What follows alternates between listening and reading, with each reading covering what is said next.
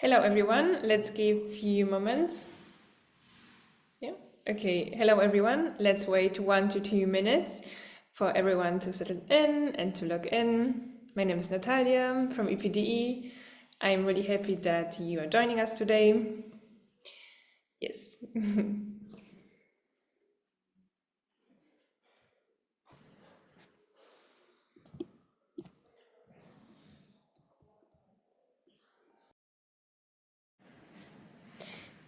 We will wait 1 more minute to give everyone a chance to log in.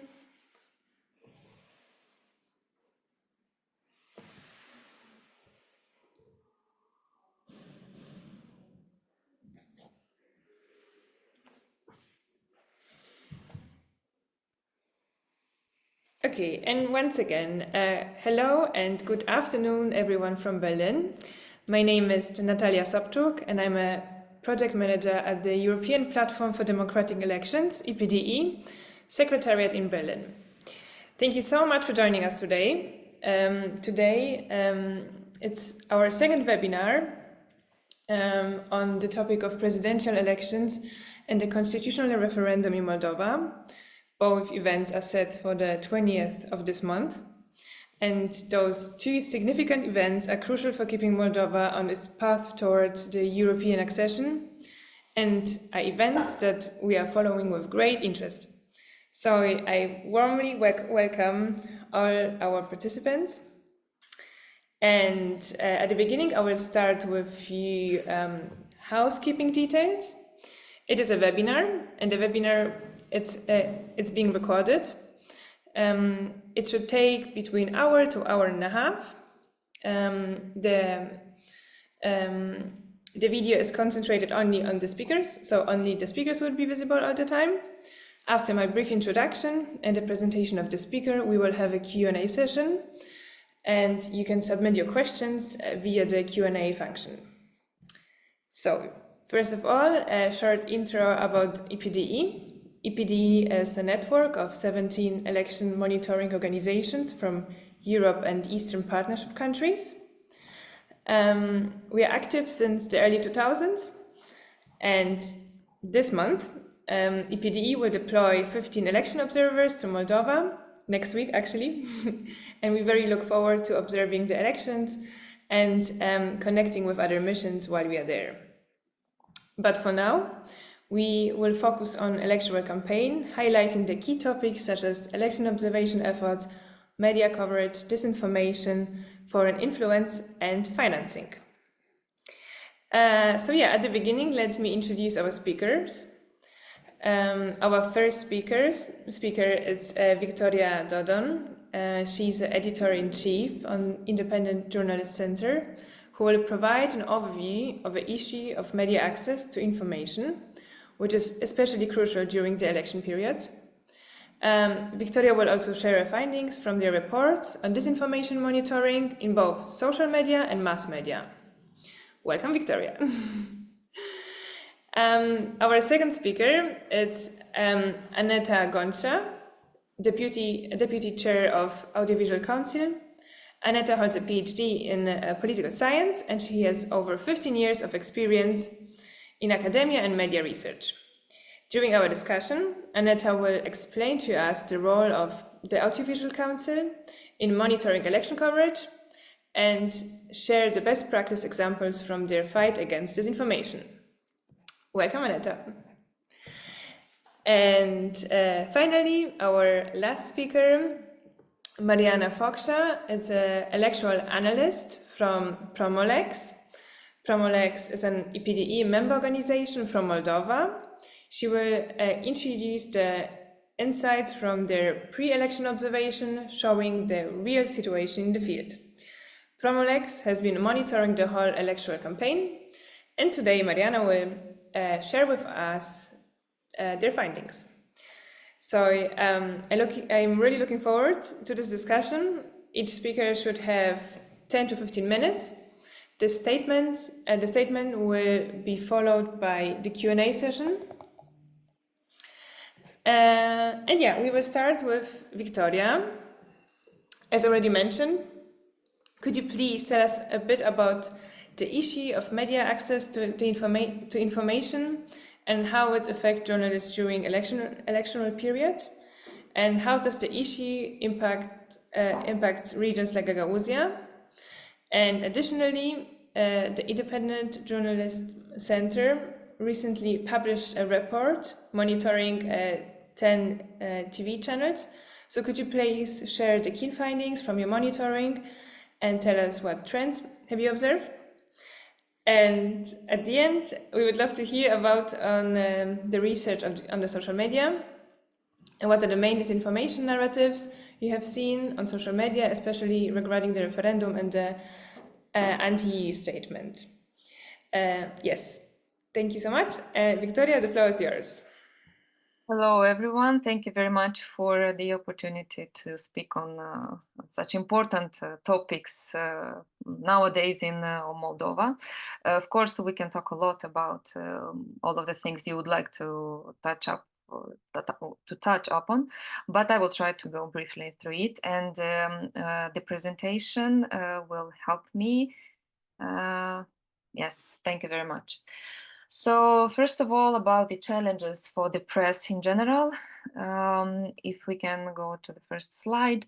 Speaking about Moldovan media in general, we at the IGC have not observed any generalized tendency to restrict the activity of journalists during this presidential campaign.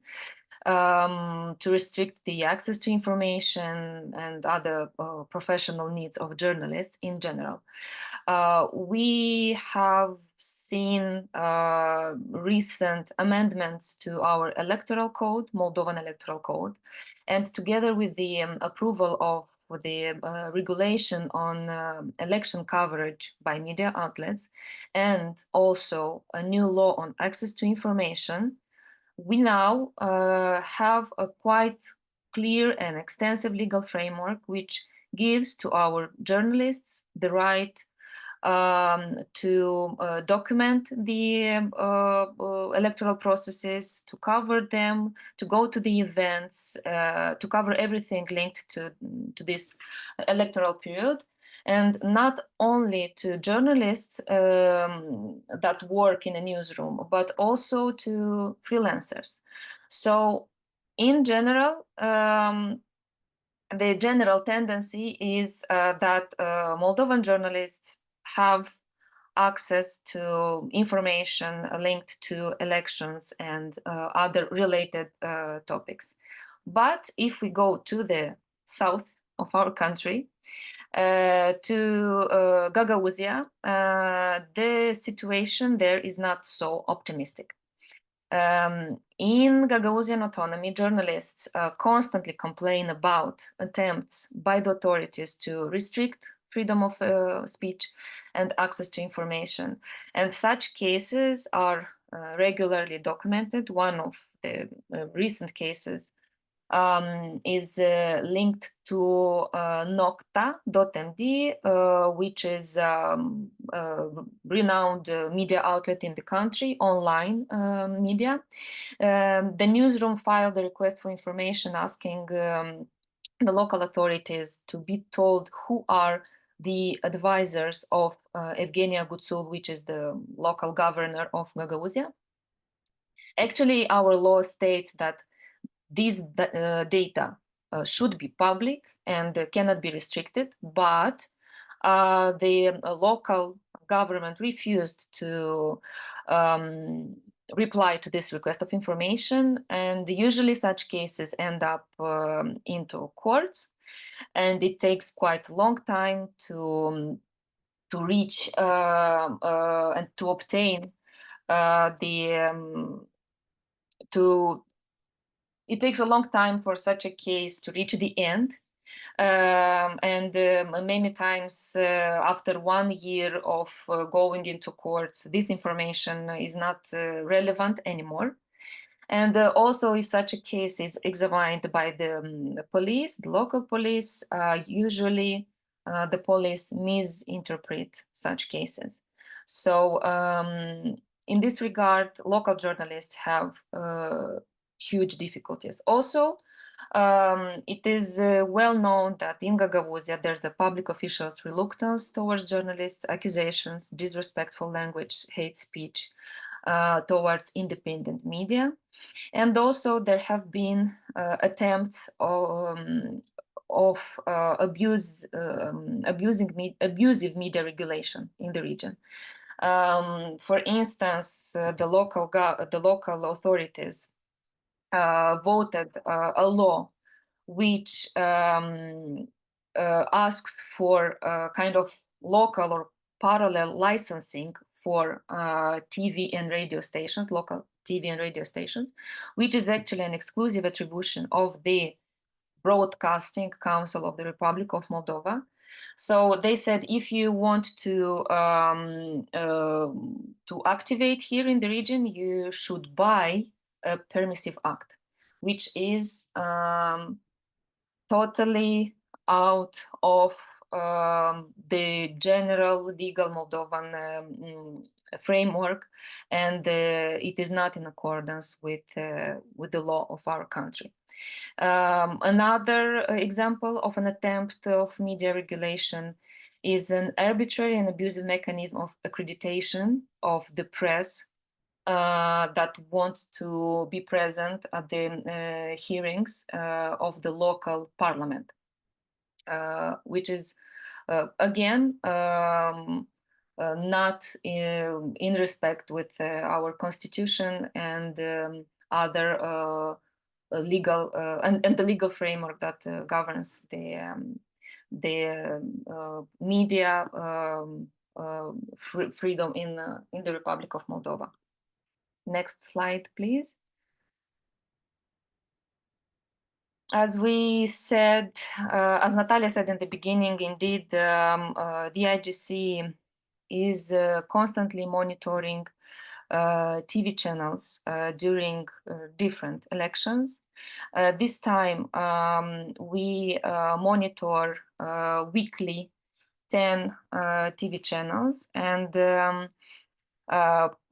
we look at the news, we look at the debates, and we look at the talk shows that are related to the electoral campaign.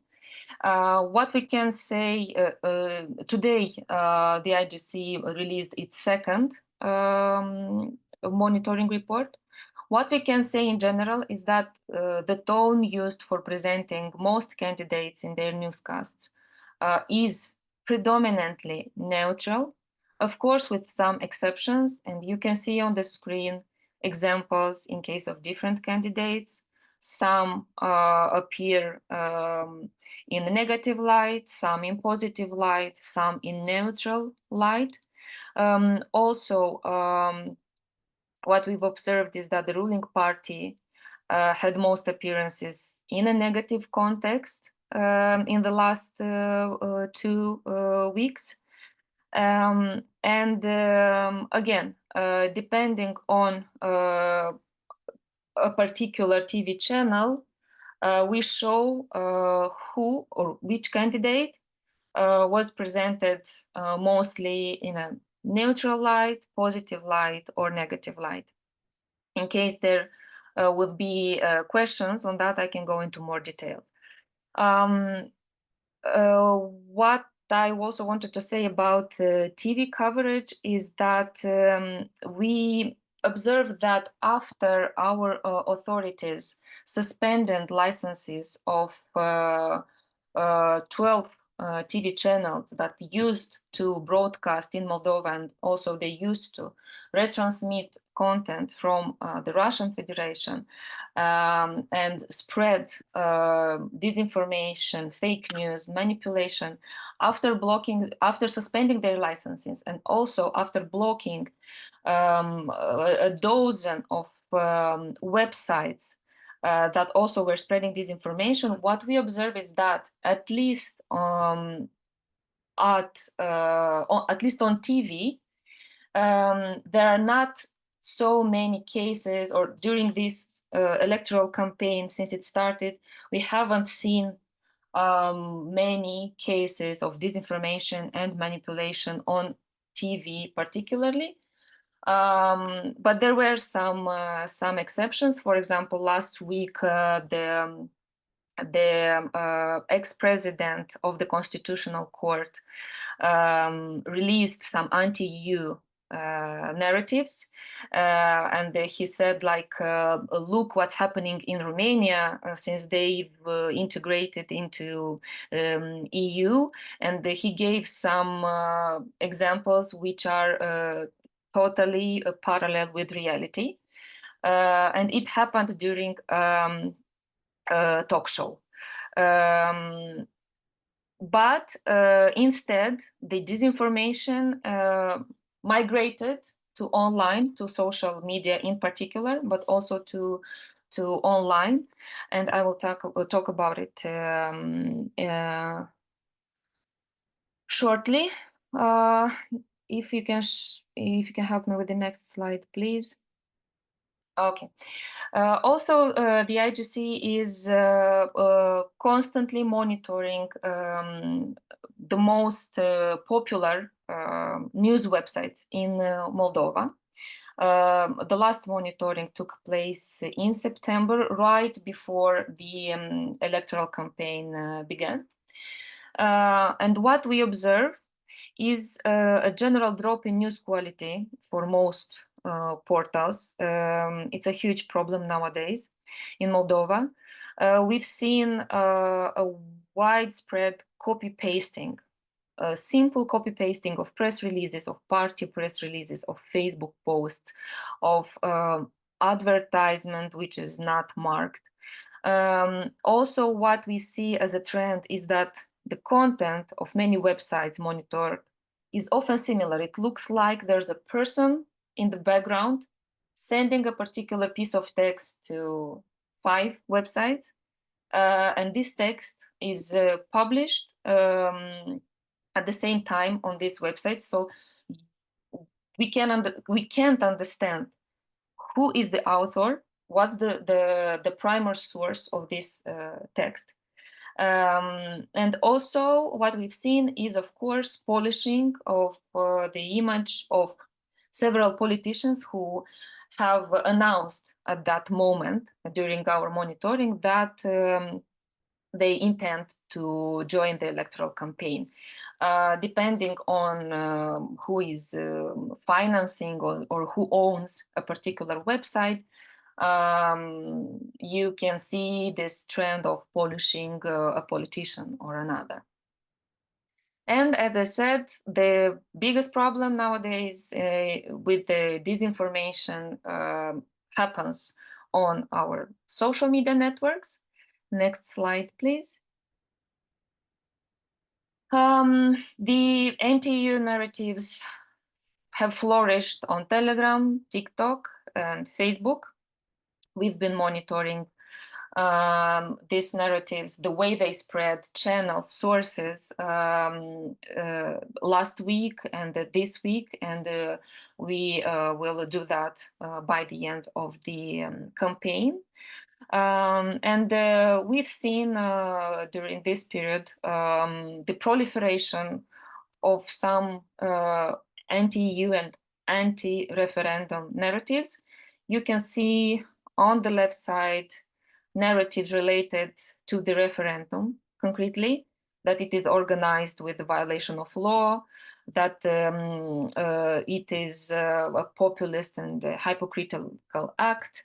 There is a lot of linkage of the referendum with Maya Sandu, or that this is a dangerous idea, that it has no legitimacy, no legal power. So there is a clear intention of discrediting the referendum and of convincing people not to go to the polls on that day, on October 20. And on the right, some narratives linked to EU, that EU would mean war and bloody conflicts, and again, a linkage between EU, NATO, and war. Also that EU would mean the invasion of representatives of the LGBT community, that EU lies when we speak about or cheats when they promise money for different projects that are intended to be implemented in Moldova, and also that EU would mean the deprivation of our spiritual foundation, of the traditional family, and in general that EU means division between different faiths in Moldova. On the next slide, you will see some channels, the logos of some Telegram channels that we've been monitoring. Some of these channels seem to be specialized on spreading anti-EU and anti-referendum narratives. They seem to have been created especially for that. And they publish daily messages only with this aim. While other channels, they publish posts with news from Chisinau, from the country, even from abroad. And between these posts, they like sneak anti-EU and anti-referendum narratives. And some of these channels have audiences of over 70,000 followers. So what we see is a huge audience, and we know that Telegram have become more and more popular here in Moldova. So there's a huge audience of or a huge part of population that are following these channels and are spreading those messages themselves. And as we know, social media is not regulated in Moldova, so they are spread without any concrete control, let's say, from the authorities, from the government. Also, we've been monitoring TikTok. Next slide, please. And what we see on TikTok, and here I will speak about actors, which is also valuable for Telegram, but we wrote about a pyramid of actors that are spreading disinformation on TikTok. And it goes from politicians down to media, politically affiliated media, and also media that, as I said, was blocked, online websites that were blocked, or TV stations that which licenses were suspended. So they simply migrated to TikTok and they continue spreading disinformation there. One very well-known example is of Sputnik, which simply flourishes on TikTok. Then there is a bunch of influencers which are spreading disinformation, anti-EU narratives, etc. And then another bunch of anonymous pages and groups. We don't know who owns them, but it's clear that they have this scope of discrediting the government, the EU efforts in Moldova, NATO, everything related to West, and also promoting narratives that support Russia and their actions in Ukraine. As I said, I tried briefly to go through all of these topics. In case there are questions, I will be more than happy to answer and to clarify things. Thank you very much. Thank you, Victoria, for the introduction to the topic. I'm pretty sure we will have a ton of questions, but before the questions, I think it would be a good idea to go over to Aneta. As the Vice President of Audiovisual Council, could you please explain the role of the agency in monitoring election coverage? What jurisdictions and powers does the agency have to ensure the fair media practices? Yeah, I hope you could hear me. It's a bit loud in Berlin here in our office. Yeah, we're here. Okay, great. So over to you. Yes, thank you very much, Natalia. Hello to everyone, and thank you very much for the invitation and for this opportunity to speak, to explain a little bit our work and our activity. Yes, indeed, the Audiovisual Council is the national regulator, the only one in the field of media in the Republic of Moldova. And for the moment, we are covering, according the law, our special law, the Code of Audiovisual Media Services, the TV, only the TV and radio stations, but that are in the jurisdiction of our country, of Moldova. More specifically, we are talking about 39 active TV stations at the moment, and 54 radio stations. They're active also in the media market of today's Moldova. So, regarding the election coverage, first of all, I must say and explain how we are working. So, all TV stations and radio stations regulated by the Audiovisual Council are obliged, according to the Electoral Code of Moldova, to submit to our institution, to the Audiovisual Council, within the first 7 days of the electoral period, not the campaign, but the electoral period, which have started the 1st of August 2024, a statement regarding the editorial policy during elections, or to notify us about the intention of non-reflection, non-coverage of elections. So it's up to them to choose and to decide. So after the approval of these statements or notifications, the Audiovisual Council decides what and how monitor the coverage of elections by TV and radio stations. And according to the Electoral Code of the Republic of Moldova, we have the obligation to monitor with priority the news and generalist channels, depending on technical and human resources and capacities, institutional resources and capacities that we have. So in this context, I have to inform you that for these elections, for example, 19 TV and 12 radio stations took in their statements the obligation to cover the presidential elections and the constitutional referendum. So the Audiovisual Council have decided to monitor all these stations, all the 19 TV stations, in terms of coverage of elections in 3 out of 6 types of electoral programs defined in our code, Electoral Code. So we are talking about news, about debates, and about programs of electoral promotion. I will explain what is this about. So 3 of the 5 types.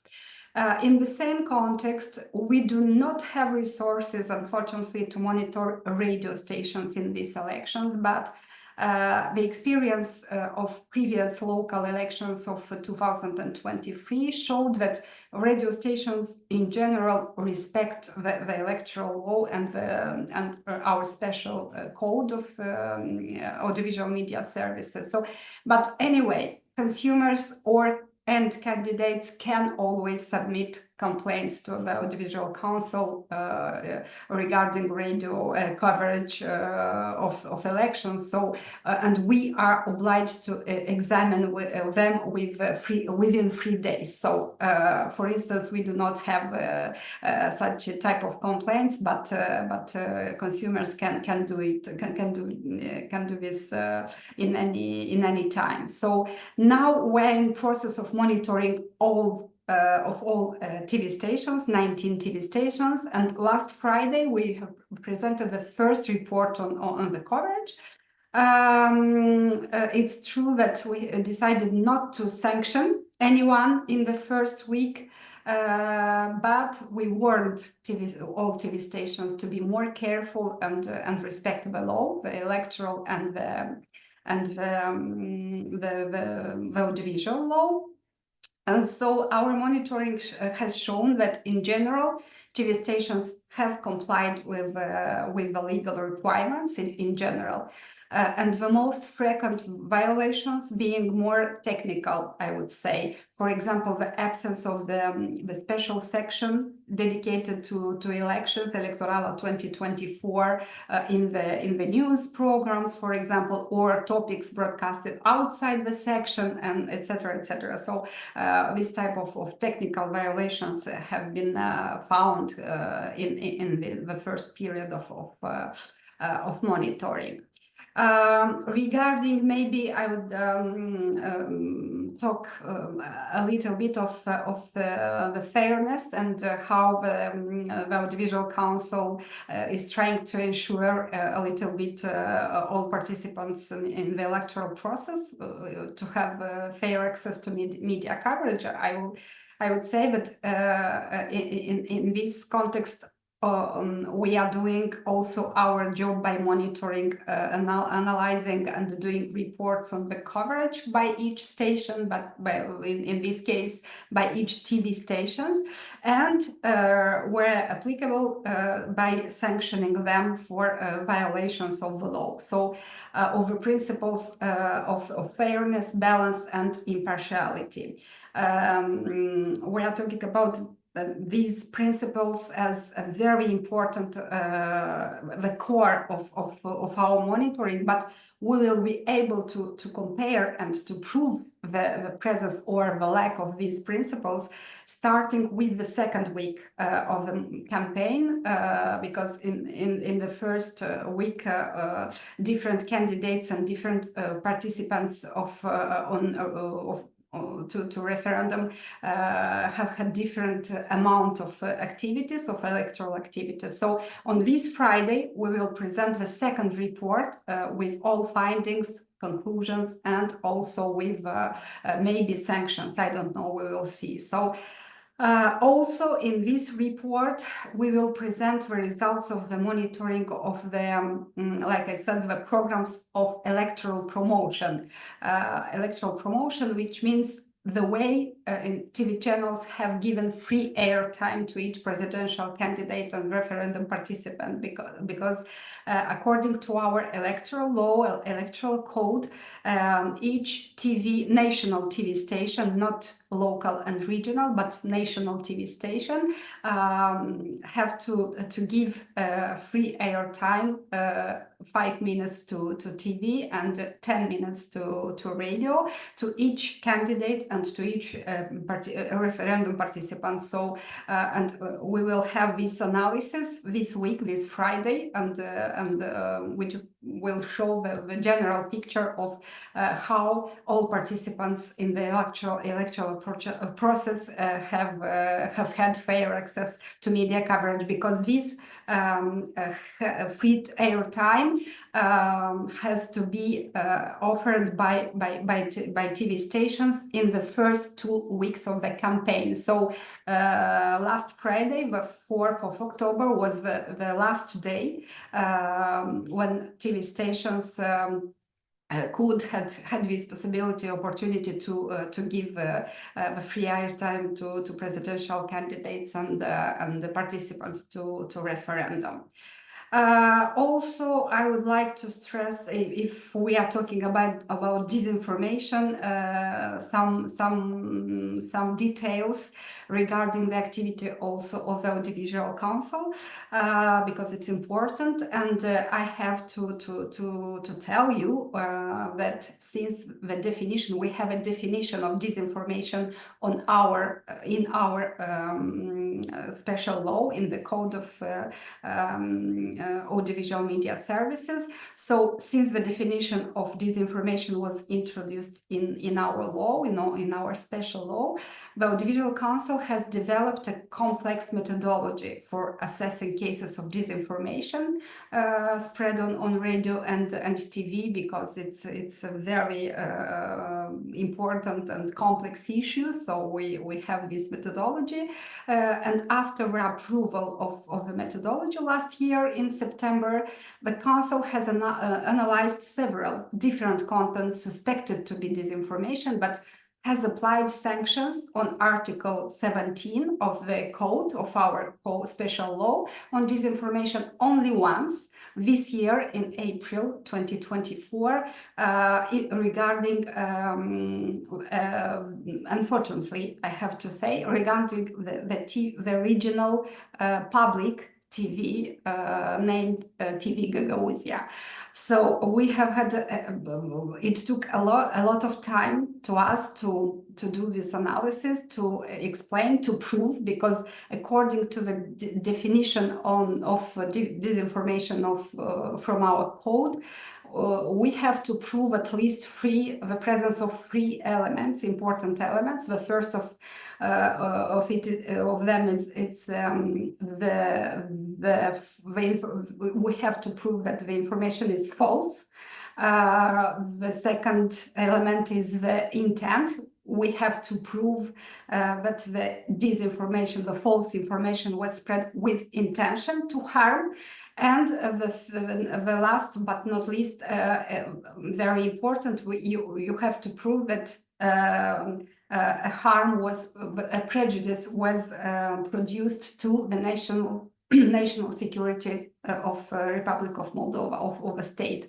So it's very difficult, it's very complex, it's very it's not easy at all to prove all of the presence of all these elements. So it took us almost 3 months to do this analysis and to prove all these narratives spread on by the regional public television channel called TV Gagauzia.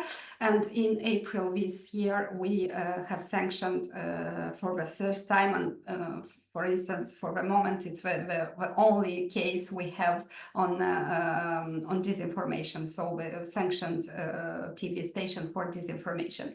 But also, I have to say that in recent years, 2-3 years, after several, as you know, and as Victoria said also, after several exceptional measures taken by the authorities of the Republic of Moldova, radio and TV stations are very careful about the content they broadcast and the information they presented in the programs, in the audiovisual programs. But unfortunately, massive disinformation or other elements of information disorder, has crossed over and has multiplied online, where there are still no clear regulations in our country. So in online, there are a lot of cases of disinformation, unfortunately.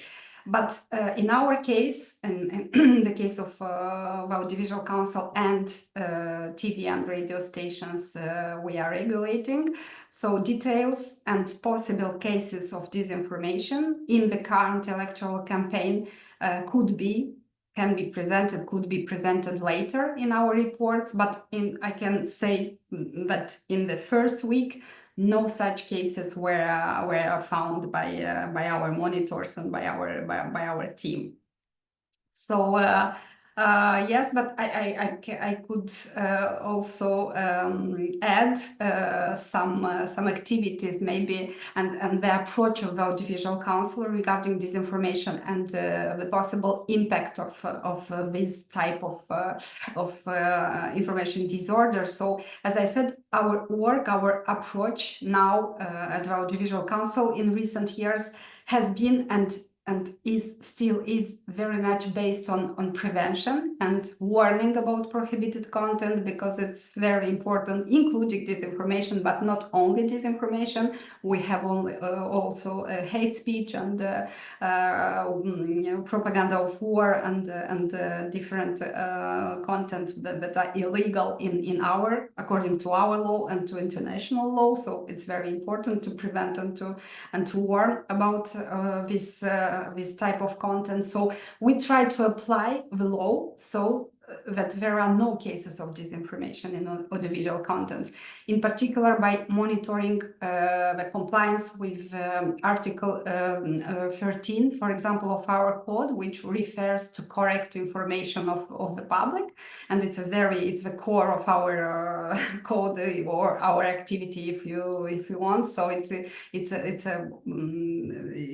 our work every day with TV and radio stations. So we want to achieve a higher degree of self-regulation of audiovisual media and an awareness of its role in a democracy.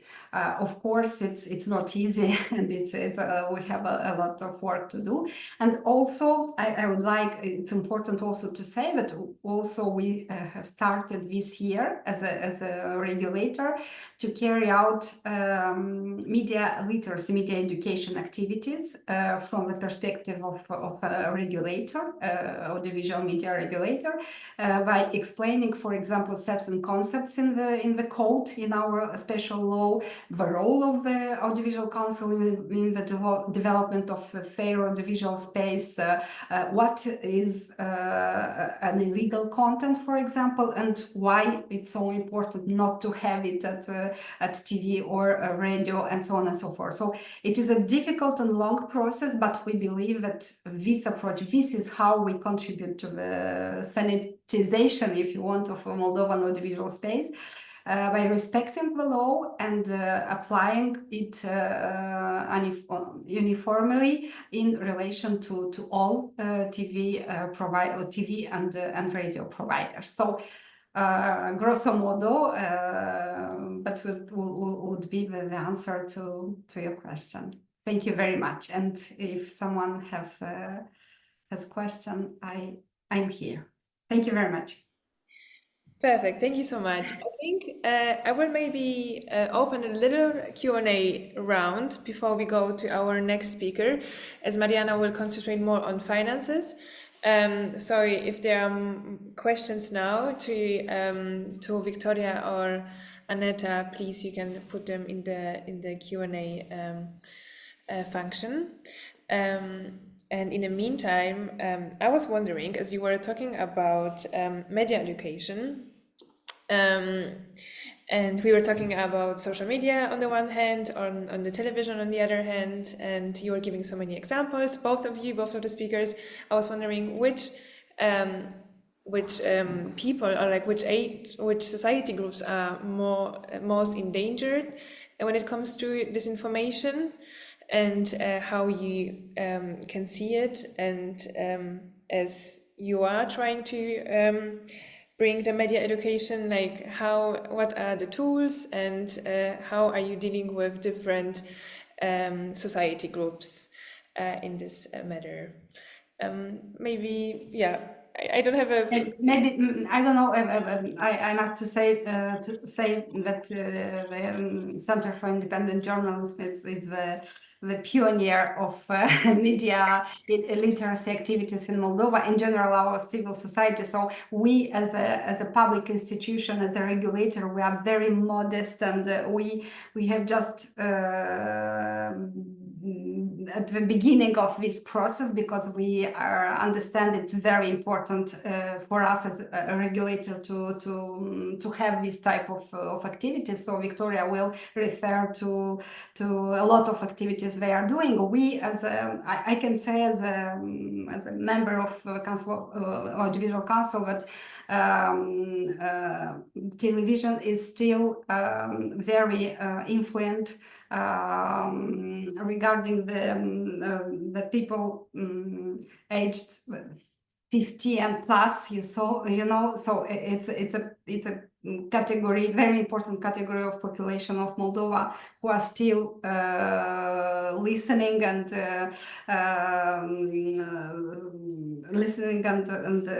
doing TV programs. So for us, it's important to explain to them, but how it's why it is so important. Because I can give you an example with the suspension of licenses of several TV. It's not the Audiovisual Council who has suspended the licenses, but we have a lot of calls or phone calls from different people, population, category of population from Moldova who are saying, why did you suspend, you, the Audiovisual Council, why did you suspend the TV stations?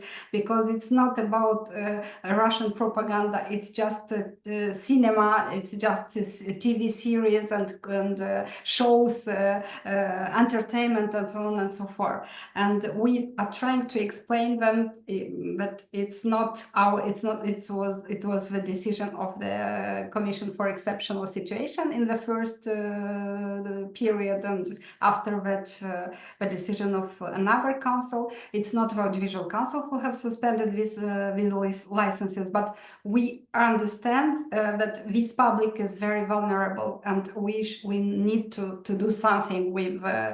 But we are very modest.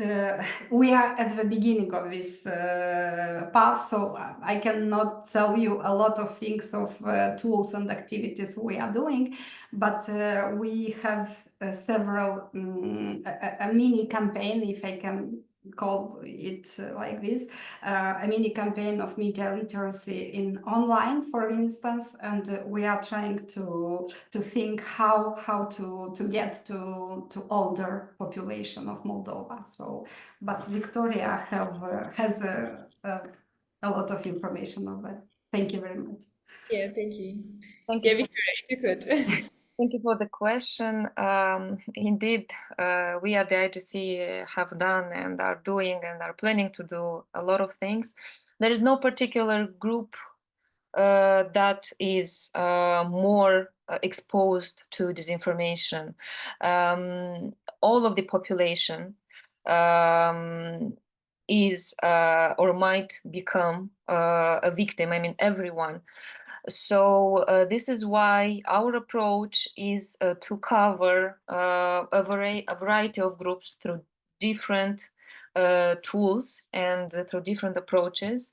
We've done, for instance, online games, media literacy online games for the little audience, for the youngest generation. We are debunking fake news. We've done reels. We have a podcast which is released monthly on media literacy. So we are trying to approach people or audiences online and offline through different tools in order to promote the importance of critical thinking. But the most important activity or thing that IGC has done in Moldova is that we brought media literacy into schools.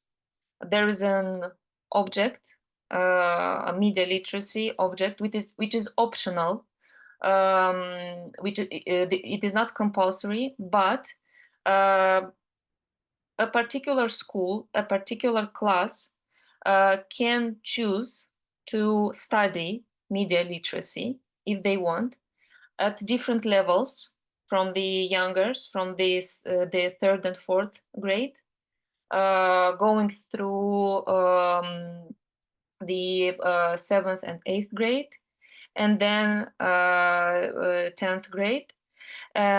We provide books both in Romanian and in Russian.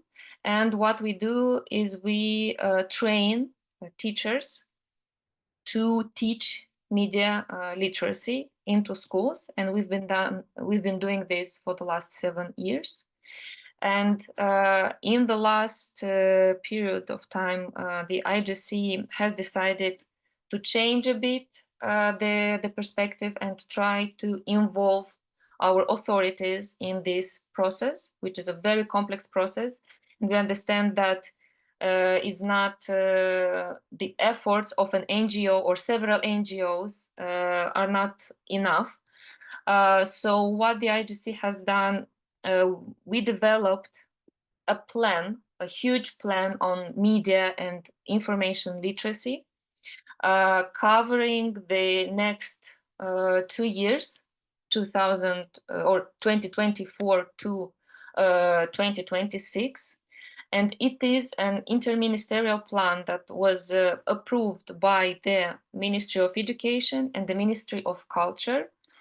And it involves, or the goal is to increase the access to media education, to media literacy at different levels. Again, preschool level through all the age categories. Also representatives of different linguistic groups, ethnic minorities, socially vulnerable people, groups with limited access to information, those with special educational needs. So what does it mean is that a bunch of institutions, ministries, the Audiovisual Council, for example, libraries, kindergartens, at different levels, they have a set of activities that they are planning to do in the next 2 years in order to increase the media literacy and critical thinking among their different beneficiaries. It's a huge effort, but there's no way back. Say. Thank you. Perfect. Thank you so much. There was a question, but I don't see it anymore. I think Aneta has already answered it. Okay, great. Then, as you were talking about building bridges and media education, I was wondering, how does the cooperation with Election Observer looks like? And that would be my keyword to give over to Mariana, and maybe give us a short overview also how Promo-LEX works on media coverage, and then if you could share your report with us. Thank you, Natalia. I try to share my presentation. I think you're a bit quiet. If you could speak a bit up, sorry. Okay. Is it better now? Can you hear me? Yeah, it's quite quiet. So can you see my presentation? But yeah, we can see your presentation. Okay. So if you watch who we are the biggest national observer. And our observation methodology is based on international standards in the respective field, and involves both long-term and short-term observation of elections. We began to observe this election since August, so it covers almost all our electoral period. We have a core team which is formed by 23 members. We have 45 LTOs, or long-term observers, and we will have at least something about 800 observers, which will observe during election day, both at national level and in our polling stations, which were opened for our observers from abroad. Regarding monitoring of campaign financing, what we are doing, we try to observe all electoral competitors from the perspective of the funds collected and used for campaign activity. We also try to estimate the expenses made by electoral competitors, applying minimum market prices, and compare them to those declared by competitors to the CEC. As a result, we can see how transparent, or which are the level of transparency of each competitor in this electoral campaign. Here you can see the incomes declared by our competitors from 20th of September to since 30 of September, it covers only the first 10 days of electoral campaign. So you can see that three competitors declared almost 80% of all income from this electoral campaign. It's Maya Sandu, Alexandru Stoianoglu, and Renata Gonța. On all this expense, all this income, it's the same as the activities which we can see in the field. When it comes to the sources of this reported income, we observed that they didn't borrow too much to collect donations from individuals or legal entities, but rather than they transferred their money from a political party's bank account on this special bank account, which was opened by each competitor for electoral purpose. So 75% of all income is from this political party's bank account. When it comes to expenses, it's the same as the income. Most of them were reported by three competitors. It's also Maya Sandu, Renata Gonța, and Alexandru Stoianoglu. So you can see that they are the most active competitors in this electoral campaign. When it comes to referendum, we observe that only political party Acțiune în Solidaritate, its PAS, which nominated Maya Sandu, only them reported some income in for referendum electoral campaign. All this money were spent mostly in order to print promotional materials. When it comes to promotional materials, we speak about newspapers, flyers, posters, and others. For media, we didn't have so much expenses, but we expect that all the expenses for media will increase in the next 2 weeks before elections, or closer to election day. We will have more expenses for media, and also we will have we had expenses for organization of electoral events. We had 19% of these expenses in this for this proposal. Based on all these activities which we monitored, we find that at least, not at least, but all our competitors which were registered for presidential elections, they didn't declare all expenses which we observed be made in electoral proposal. The highest unreported expenses we found for Alexandru Stoianoglu, it's something about 1 million lei, followed by Vasile Tarlev, 500,000, and Irina Blah, 420 million lei. But it's not the final result, because all this information is based on intermediary reports. So we expect maybe in the next report they will cover all these expenses. We will see, and we will have also the final report after election. Regarding our electoral campaign for a referenda, even if incomes and the expenses were reported only by PAS, we observed many activities organized by other free political parties of, let's say, competitors.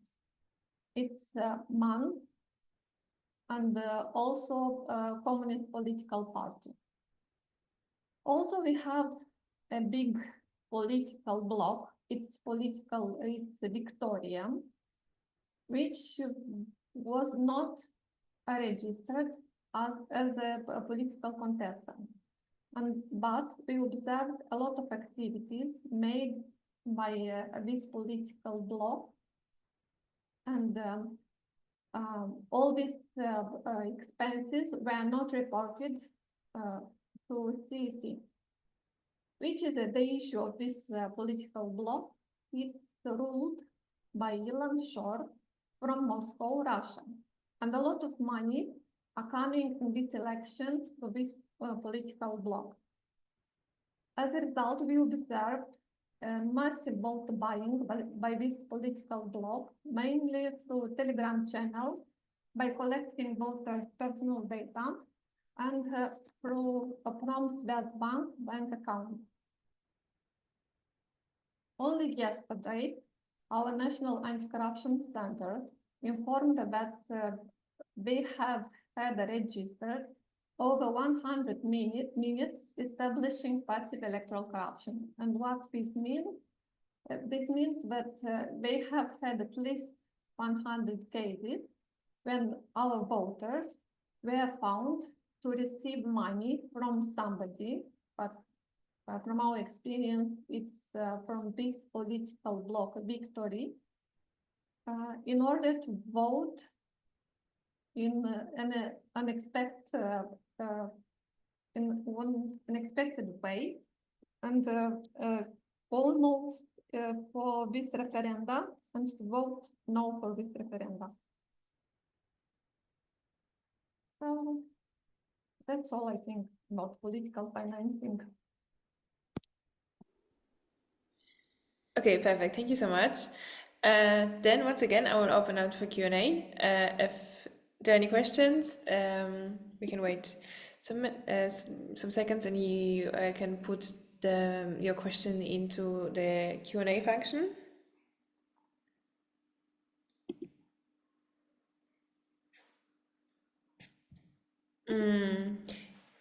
Yeah, while waiting, I will also like to tell you that this week we will be publishing a policy alert on disinformation by our specialist Petru Kulak. So you should definitely check out our website, and I hope we will be publishing it tomorrow or day after tomorrow. So if you are interested in this topic, there will be more to read about it. Exactly. Yeah, I will wait 1 more minute for the questions.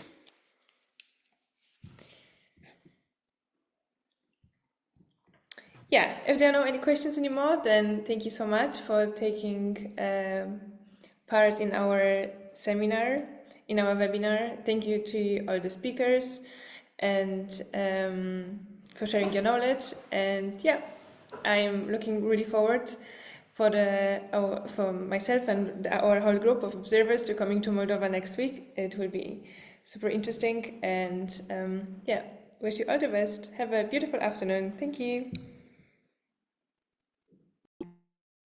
Thank you very much.